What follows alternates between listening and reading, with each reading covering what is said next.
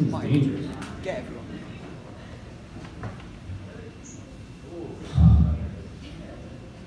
Donald Trump.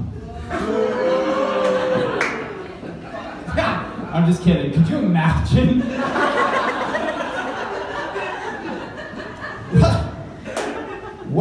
What a terrible idea that would have been.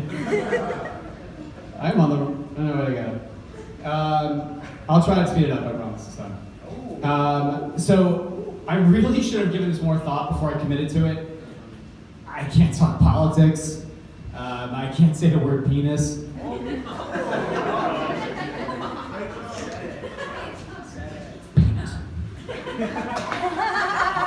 Which knocks out like half the jokes. I can't be completely honest with you guys because then you would think I'm a crazy person. Penis. This may have been a terrible idea.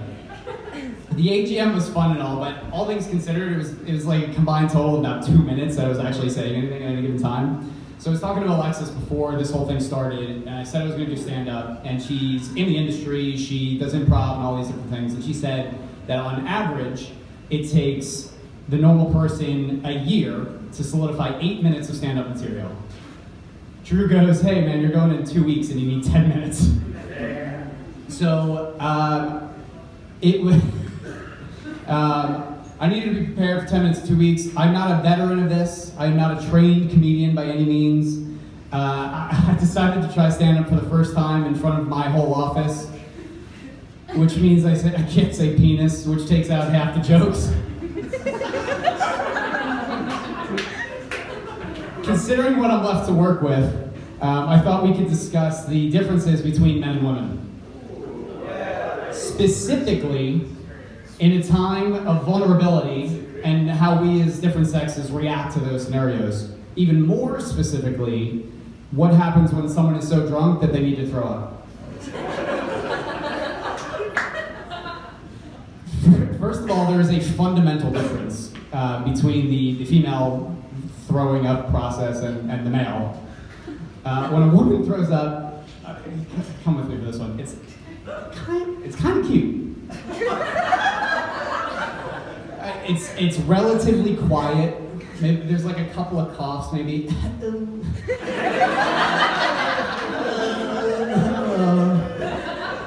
A single tear. When I throw up, it's like a bear fighting a baby.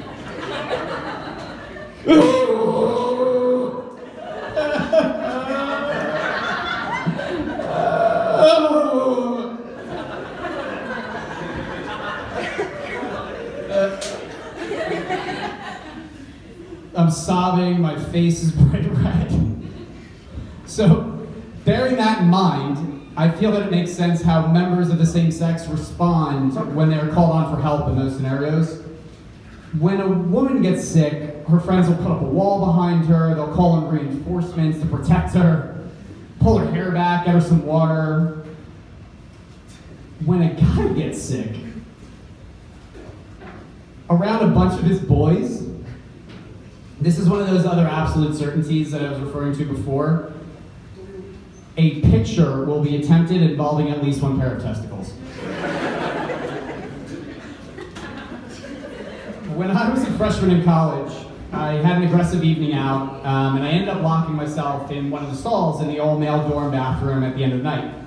It was late, well past 3 o'clock in the morning, and from under the door, a stranger's hand grabs my leg and says, "Hey, you doing okay?" I quickly pull my leg back and I mutter, I collect myself as best as I can, I stand up, I open the door, and this person I've never seen before is sitting there on the sink.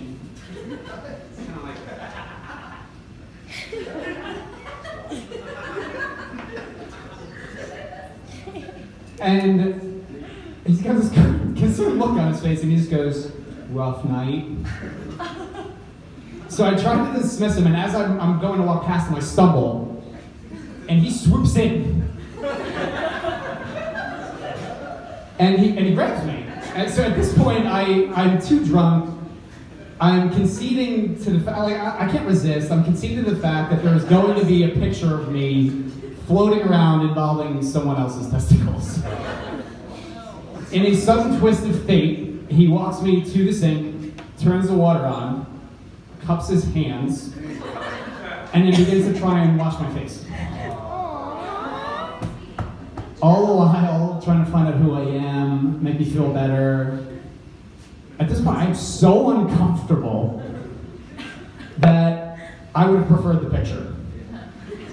I panic, I run into the room, which was directly across the entrance to the bathroom. I quickly lock the door, I start staring back out of the peephole to see what this guy's next move is going to be. I'm directly across from where the bathroom entrance is. For what feels like an hour, this guy just sits on this sink and he's watching my door. And if I remember correctly, I don't think he blinked once. Just because I ran into my room doesn't mean I hadn't finished being sick yet, so I am fighting to hold it in while I wait for this guy to leave. Eventually he leaves, but fearing that he would come back, I fly out the door, rush down the steps, out into the lawn.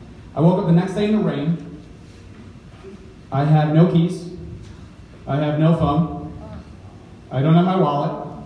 I have one shoe on. My face is covered in mulch, and I'm completely soaked. But, to date, no pictures have surfaced of me involving another man's genitals, so.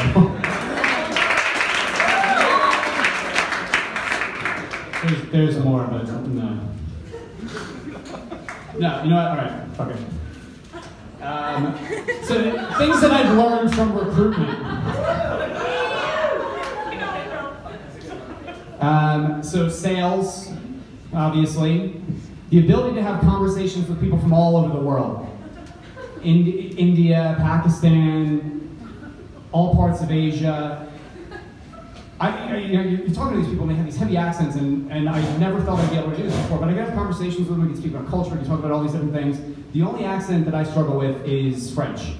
They go, hello, I'm like, what? So, I would say that more than that, the candidate qualification thing and how it translates kind of into real life, and in the back of my mind when I'm on a date, that is kind of how I proceed through the date. So, how long have you been looking to date someone? 6 months. All right, that's not so bad. Are you open to a relationship, or are you just looking for a part-time gig? Both. Okay, that's cool, I guess. Why are you currently on the market? You stabbed your ex in the neck with a fork. I'm not sure this is going to be a good fit. When all else fails, though, the biggest takeaway, this is the absolute biggest takeaway. I apologize to any of my previous managers if you feel like I've failed you. But the Boolean search. This way, when the dating doesn't work out, I'm able to find the exact porn I'm looking for when I get home.